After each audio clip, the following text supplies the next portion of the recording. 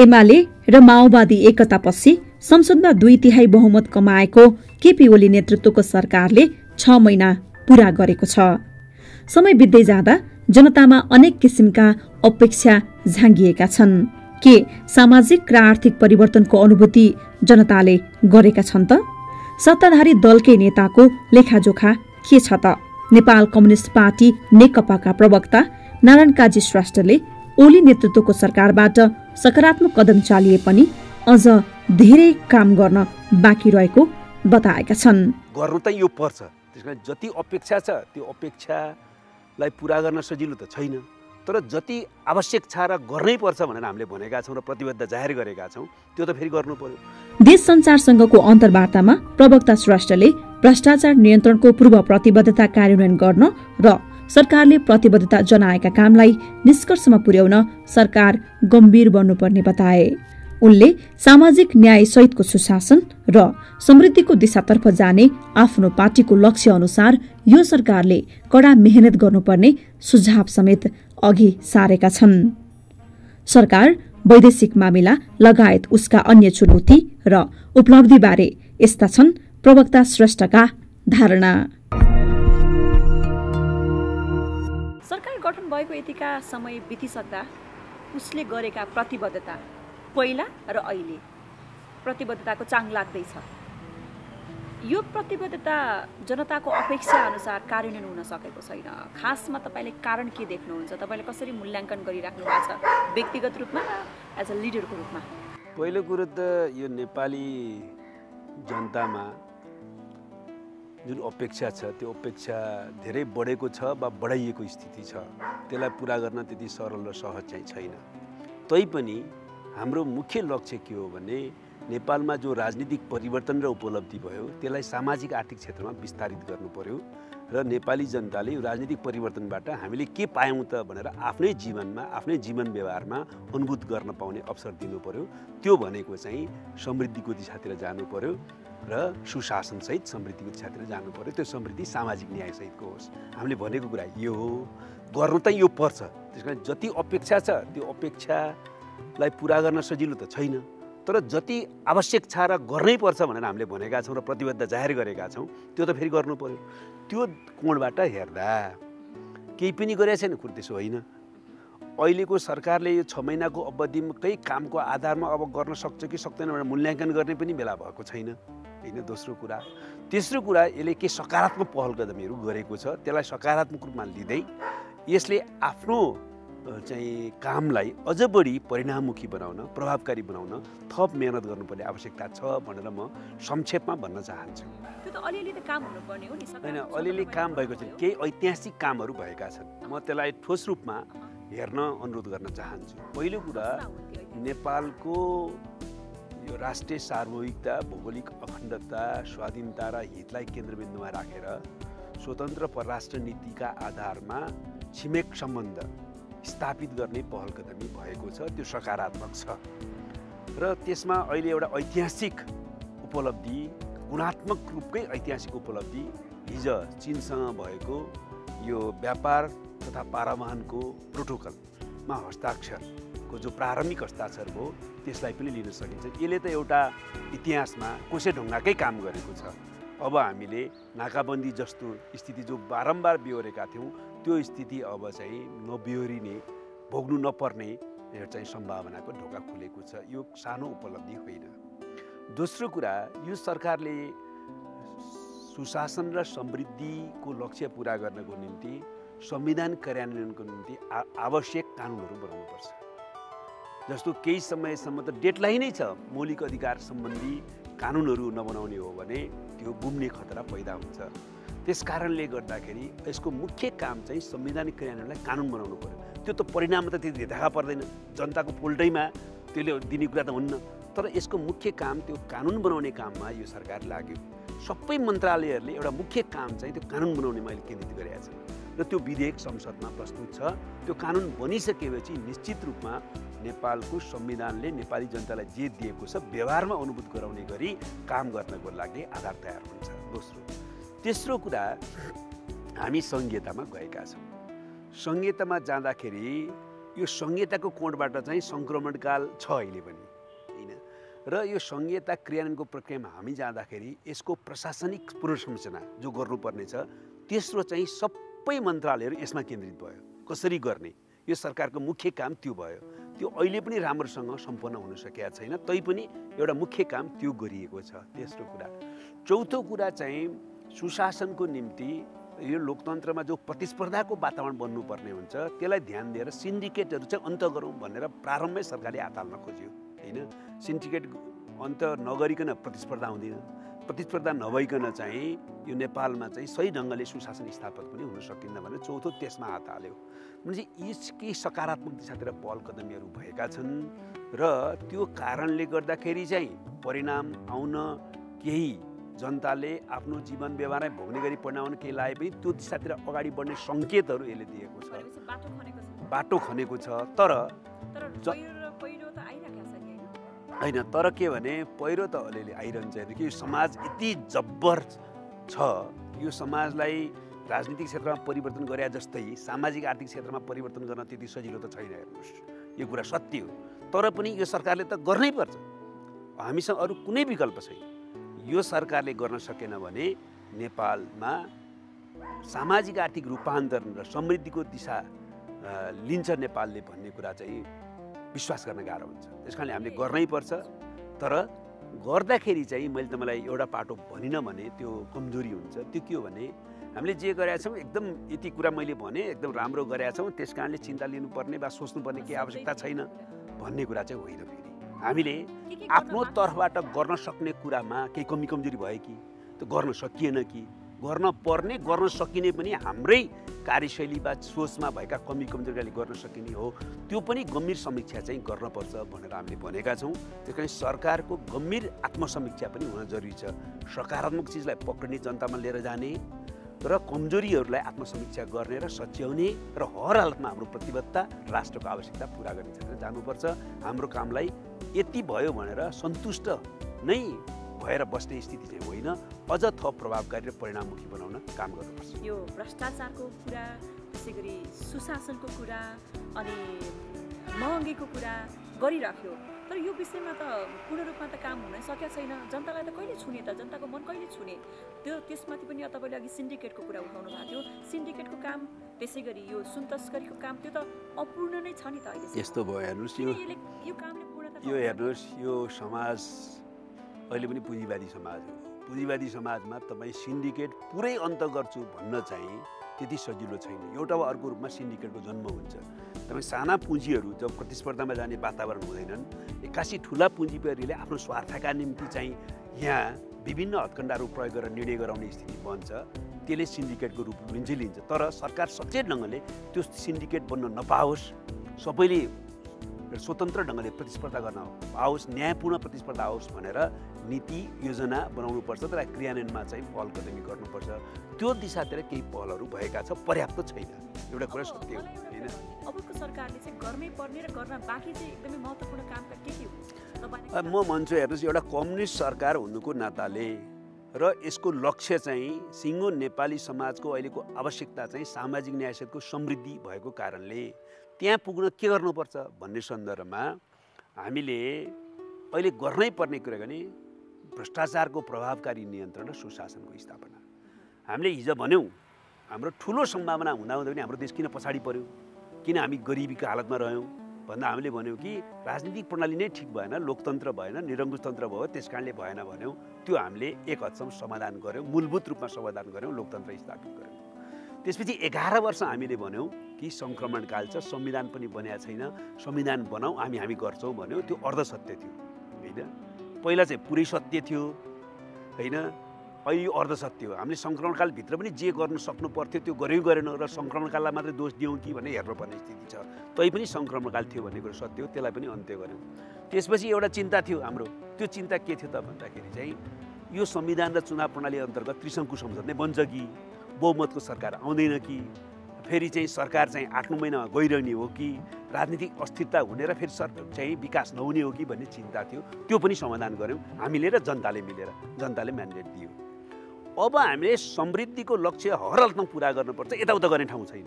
तर त्यसको निम्ति एउटा फलामे ढोकालाई छिचल्न पर्छ हामीले। त्यो भनेको चाहिँ भ्रष्टाचारको प्रभावकारी नियन्त्रण र उन्मूलन र सुशासनको स्थापना। त्यसो नगरिकन जतिसुकै तपाईँले कुरा गरे पनि भ्रष्टाचार के अरे यो विकासको समृद्धिको सपना पुरा हुँदैन, कुराका कुरा हुन्छन् ती। त्यस कारण यो सरकारले गर्नुपर्ने अहिले मुख्य काम चाहिँ हामीले भ्रष्टाचारको प्रभावकारी नियन्त्रणको अभियान चलायौँ। कम्युनिस्ट सरकार आयो, त्यो पनि शक्तिशाली रूपमा आयो। अब त भ्रष्टाचार गरेर त काँप्नु पर्ने भयो बा भन्ने स्थिति चाहिँ सिर्जना गर्न सकेका छैनौँ। सबभन्दा कमजोरी हाम्रो त्यो हो। भनेपछि त्यसमा सरकार चुकिरहेछ अहिले। त्यसमा चाहिँ हामीले जति गर्नु पर्थ्यो गर्न सकेका छैनौँ। त्यो सुनकाण्डलाई पनि यसमा लिन सकिन्छ नि अलिकति? होइन, सुनकाण्ड त झन् सरकारले अनुसन्धान गरेर प्रक्रिया अगाडि बढाएकै हो होइन। बिचमै अलपत्र पर्यो भनेर भन्दाखेरि चाहिँ जति हुनुपर्ने थियो त्यति नै आयो कि त्योभन्दा बढी छ कि? मान्छेलाई कल्पना के छ अथवा सोच के छ भने कहीँ छ अझै माथि जानुपर्ने थियो गएन भन्ने आशामा अपूर्ण भने आयो होइन। त्यति नै हो कि त्यसको? त्यो त हामीले अहिले भन्न सक्दैनौँ। जनताको यो अपेक्षालाई पुरा गर्नुपर्छ सरकारले नियुक्तिका कुरामा पनि अलिकति विवादास्पद कामहरू गर्यो भनेर एक किसिमको आरोप लागिरहेछ। हुन त तपाईँकै पार्टीको अध्यक्षले अहिले नेतृत्व गरिराख्नु भएको छ। नेपाल टेलिकमको अध्यक्ष नियुक्ति प्रकरणमा पनि सरकार अलिकति विवादास्पद रूपमा अगाडि बढ्यो, अर्थात् सरकार विवादमा मुछियो। यसलाई चाहिँ तपाईँले कसरी लिनुहुन्छ? त्यस्तो खालको विवाद मैले पनि सुने यो कुरा चाहिँ मैले त्यति राम्रोसँग बुझ्न पाएन। मैले सुन्नमा आथ्यो चाहिँ यो अयोग्य काम गर्न नसक्ने असक्षम भनेर यही सरकारले हटायो रे। मैले फेरि आज भर्खर सुने यही सरकारले फेरि नियुक्त गर्यो रे भनेर। त्यसरी मैले बुझ्न पाएन। मैले प्रधानमन्त्रीसँग वा सम्बन्धित अधिकारीहरूसँग यो बारेमा छलफल गर्न पाएको छैन। तर मैले सुन्दाखेरि चाहिँ अप्ठ्यारो जस्तो यही सरकारले हटाएर त्यही व्यक्तिलाई काम गर्न असक्षम अयोग्य भनेर यही सरकारले फेरि नियुक्ति गरेर भन्ने आउँदाखेरि यो के हो भ्याउ पाउन मैले त्यति सकेँ है। त्यस कारण तपाईँलाई मैले ठिक्क भन्न सक्ने यति नै भएन। नेपालको राष्ट्रपति त्यसै गरी प्रधानमन्त्रीको आचरणका विषयमा पनि तपाईँले कुरा उठाउनु भएको थियो। तपाईँ चुप लाग्नुको अर्थ के हो? अहिले राम्रो छ, आचरण राम्रो छ या बाह्य हस्तक्षेप बन्द भयो? त्यसमा केही सकारात्मक परिवर्तनको अनुभूति त गर्न पाएका छन् नेपाली जनताले। तर मेरो मुख्य कुरा अझ के हो भने हस्तक्षेप गर्ने प्रवृत्तिको नि विरोध थियो। हस्तक्षेप किन गर्ने?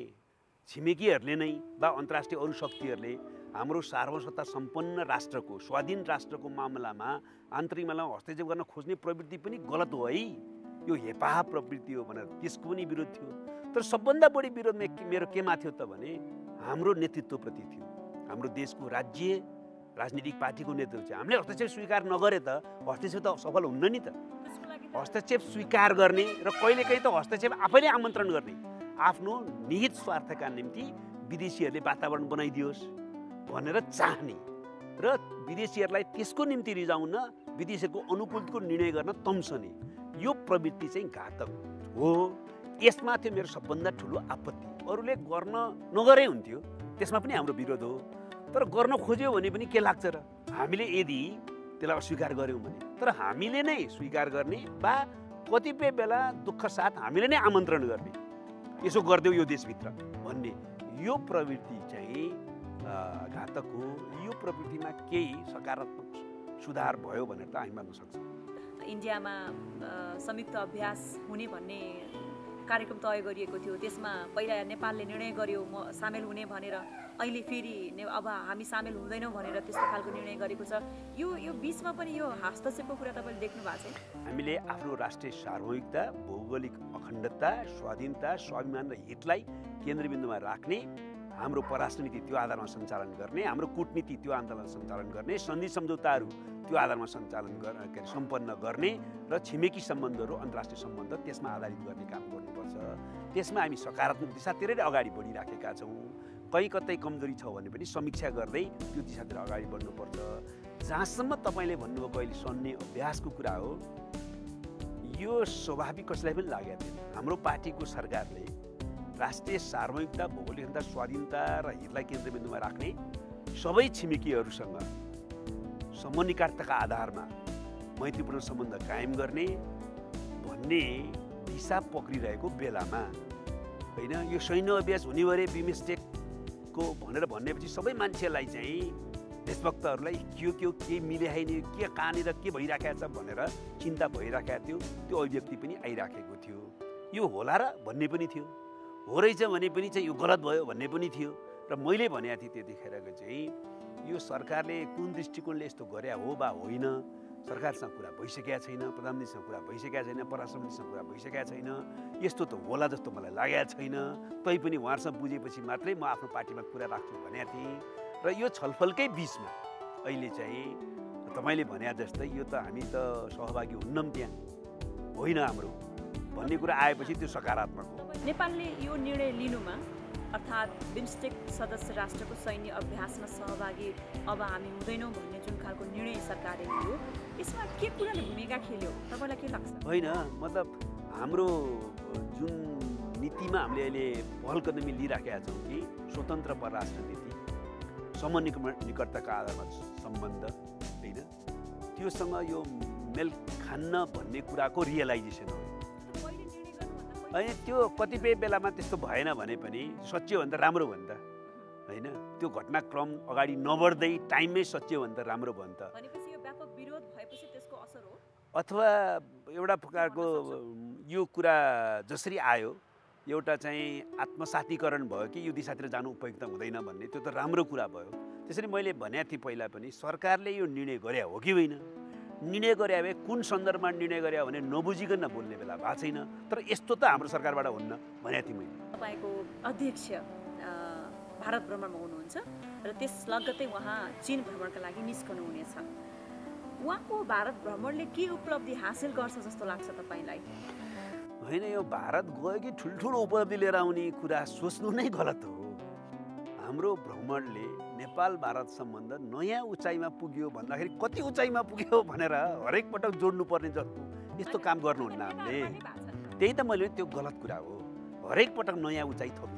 उहाँ जानुभन्दा पहिला एक हप्ता अगाडिदेखि प्रचार प्रसार गर्नुहुन्छ मिडियासँग आउनुहुन्छ गइसकेपछि फेरि मिडियासँगै आउनुहुन्छ देशको एउटा मुख्य नेता भएको कारणले र सत्तारूढ पार्टीको एउटा अध्यक्ष भएको नाताले छिमेकी मुलुकको भ्रमण जाँदाखेरि चाहिँ लुकाएर जाने कुरा त भएन म जाँदैछु है भनेर भन्ने कुरा त स्वाभाविक कुरा हो उहाँले धेरै अपेक्षा गर्नुभएको छैन होइन हामीले पनि केही ठुलो अपेक्षा गरेका छैनौँ हामीले हाम्रो दुईटा मित्रहरूको बिचको छिमेकीहरूको बिचको सम्बन्धलाई सकारात्मक दिशातिर लैजाने काम अहिले जो भइराखेको छ त्यसलाई निरन्तरता दिने र हाम्रो चाहिँ सम्बन्धहरूलाई राम्रो बनाउन अब यो भ्रमण उपयोगी हुन सक्यो भने बेस हुन्छ तर यो मूलतः सद्भाव भ्रमण हो बाबा यो कुनै एजेन्डामा भएको भ्रमण होइन त्यसबाट धेरै ठुलो अपेक्षा के गर्ने हाम्रो लिडरले नेपालको राष्ट्रिय सार्वभौमिकता र हितसँग सम्बन्धित कुरा र दुईटा छिमेकी सम्बन्धहरूलाई सुदृढ बनाउने कुरामा आफ्नो अभिव्यक्ति राख्नुहुन्छ त्यति उहाँहरूले पनि चाहिँ त्यसलाई रियलाइज गर्नुभयो र अहिले जुन दिशामा हामी गइराखेका छौँ अलिकति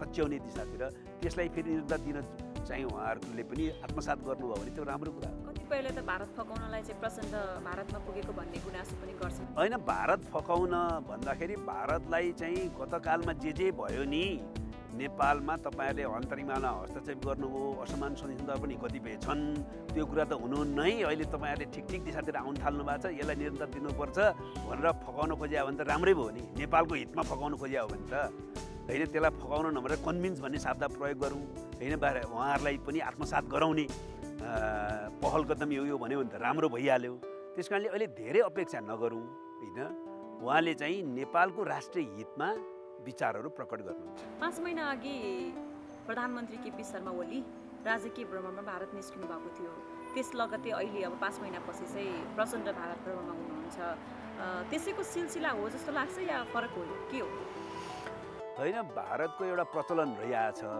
नेपालको प्रधानमन्त्री हुँदाखेरि पहिलो भ्रमण भारत गराउने र नेपालको प्रमुख पार्टीका नेताहरूलाई भारत भ्रमण गराउने यो उसको गतकालकै नीतिको निरन्तरता हो त्यो निम्तोलाई कुन समय सन्दर्भमा हामीले स्वीकार गर्ने भन्ने कुरा त्यो हाम्रो कुरा हो होइन अब म चाहिँ सिधै भन्नुपर्दा हर पटक एजेन्डा भए पनि नभए पनि भारतले बोलाए कि हाम्रो प्रधानमन्त्री पहिला भारतै भ्रमण गर्नुपर्ने कुरा चाहिँ नियम नबनाऊ भन्ने पक्षमा छु आवश्यक छ भने गरौँ आवश्यक छैन भने नगरौँ भन्ने एउटा नियम जस्तो त्यसो नगरेको नि धर्म जाने जस्तो त गर्नुहुन्न हामीले होइन भन्ने हो तर अब अहिले हाम्रो अध्यक्षकमले भारत जानुभएको छ उहाँले चाहिँ नेपालको राष्ट्रिय सार्वभौमिकता र हितको पक्षमा विचार प्रकट गर्नुहुन्छ छलफल गर्नुहुन्छ र हाम्रो दुई छिमेकी सम्बन्धहरूलाई सुदृढ बनाउन पहल कदमी गर्ने दिशातिर केही कदम चाल्नु होला म पार्टी एकताको विषयमा अलिकति प्रवेश गर्न चाहन्छु। पार्टी एकता भएको पनि लामो समय भइसकेको छ, तर पूर्ण रूपमा एकता यसले लिन नसकेको हामीले प्रष्ट रूपमा देखिरहेका छौँ। विशेष गरी यसका भातृ सङ्गठनको एकताको प्रक्रिया चाहिँ भद्रगोलै अवस्थामा छ भन्ने खालको गुनासो पनि आइरहेको छ। यो कहाँनिर के नमिलेको? होइन, तपाईँ मार्फत पनि म सिधै आत्मालोचना गर्न चाहन्छु। आम पार्टीका नेता कार्यकर्ता र शुभेच्छुकहरूका प्रति यसले जति समय लिनुपर्थ्यो त्योभन्दा बढी समय लियो। साङ्गठनिक एकीकरणको काम यत्रो समय लिनु चाहिँ हामीले पहिला चाहिँ 100 दिनभित्रमा 3 महिनाभित्रमा तलसम्म सबै सक्ने भनेका थियौँ, गाउँसम्मै सक्ने होइन भनेका थियौँ। त्यो त प्रदेश पनि सकिएन, जिल्ला पनि सकिएन, जनवादी सङ्गठनहरूको भातृ सङ्गठनको केन्द्रमै पनि सकिएन। यो चाहिँ यो ढङ्गले ढिलो हुँदैन थियो, अब ढिलो भएको छ। त्यसको मुख्य कारण चाहिँ अब यत्रो ठुलो पार्टी सङ्गठनको एकीकरण गर्दाखेरि जो प्रतिवेदन टाइममा देऊ भन्ने थियौँ हामीले, त्यो प्रतिवेदन टाइममा पनि आएन कतिपय प्रदेशहरूबाट। दोस्रो कुरा चाहिँ मुख्य नेताहरू विशेष त प्रधानमन्त्री कमरेडको व्यस्तता होइन, कहिले बिमस्टेक भन्ने कहिले अरू कामहरू भन्ने, त्यो व्यस्तताले गर्दाखेरि प्रायोरिटीमा यो काम त्यति पर्न पाएन। त्यही कारणले हो, नत्र भने सचिवालयको बैठक निश्चित गरेका थियौँ हामीले, स्थायी समितिको बैठक निश्चित गरेका थियौँ हामीले, 2टा अध्यक्षलाई चाहिँ त्यो विषयमा छलफल गरेर आफ्नो धारणाहरू तय गर्ने समय पनि हामीले निश्चित गरेका थियौँ। त्यो सबै समयमा काम हुन सकेन। जे होस्, त्यो कुरा चाहिँ दुःखद छ कि हामीले यति काम गर्न सकेनौँ। अब हामीले ढिलो गर्नुहुन्न। 26 र 27 गते स्थायी समितिको बैठक बस्ने हाम्रो योजना छ, त्यो अवधिसम्म सक्नुपर्छ भनेर हामी भनिराखेका छौँ। तपाईँले यो भनिरहँदाखेरि पार्टीभित्रको गुटमा विवाद उत्पन्न भएको कारणले गर्दाखेरि चाहिँ एकता प्रक्रियाले टुङ्गो पाउन नसकेको भनिन्छ नि त। विशेष गरी पूर्व माओवादी र एमालेमै विवाद छ भनिन्छ। खासमा कुन पार्टीमा चाहिँ बढी विवाद हो? होइन, यो त यस्तो भयो कि हामीले त प्रतिवेदनै हेरेका छैनौँ नि त। प्रदेश र जिल्लाहरूले ल्याएको प्रतिवेदन नहेरेकन त भन्न मिलेन हामीले त। त्यो त भर्खर केन्द्रीय कार्यालयमा आएको छ, महासचिवमा पुगेको छ। 2टा अध्यक्षलाई उहाँले रिपोर्ट गर्नुभयो होला। 2टा अध्यक्षले बोलाएर यो कारणले गर्दाखेरि अलिक समय लाग्ने भयो है, समस्या आछ विभिन्न जिल्लाहरूबाट विभिन्न प्रदेशहरूबाट होइन। अब हामीले त सुनेका छौँ कि चाहिँ प्रदेशले रिपोर्ट बुझायो, अर्को चाहिँ पक्ष होइन यो त्यो ठिक छैन भन्ने कोहीले पनि, अरू साथीहरूले पनि फेरि अर्को चाहिँ प्रस्ताव पेश गर्नुभएको छ, मतलब असहमति जाहेर गर्नुभएको छ। कतिपय जिल्लाहरूमा पनि त्यस्तो स्थिति छ। आधिकारिक रूपमा एउटा प्रतिवेदन आयो, त्यो ठिक छैन, त्यो अन्यायपूर्ण छ, विभेदजन्य छ भनेर अर्को रिपोर्ट पनि आछ अरे भन्ने सुनेका छौँ। तर हामीले सुने मात्रै कुरा नै भयो, हामी आधिकारिक रूपमा त अहिले केही भन्न सक्दैनौँ। 2टा अध्यक्षले देख्नुभयो होला त्यो होइन, महासचिवले उहाँलाई प्रस्तुत गरिसकेपछि 2टा अध्यक्षले कहाँ के बारे छ भने भन्नुभयो होला। हामीले के भन्न सक्दैनौँ। हामीले के भन्न सक्छौँ भने 2टा अध्यक्षले पर्याप्त समय निकालेर त्यसबारेमा होमवर्क गरेर सचिवालयको बैठक र स्थायी समितिको बैठकमा छिटो ल्याउनु पर्यो भन्ने मात्रै हामीले भन्न सक्छौँ। होइन, गुनासो त आइराखेको छ, गुनासो त आइराखेको छ, तर त गुनासोलाई त हामीले आधिकारिक भन्नु भएन नि। लिखित रिपोर्टमा के छ, लिखित असहमतिमा के छ, त्यसको आधारमा छलफल गर्नु पर्यो हामीले।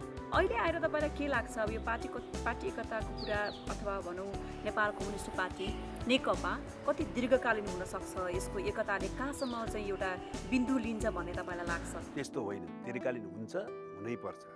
किनभने यसै त प्रष्ट 2टा लक्ष्य केन्द्रबिन्दुमा राखेको छ। एउटा यत्रो ठुलो राजनीतिक परिवर्तन गऱ्यौँ हामीले।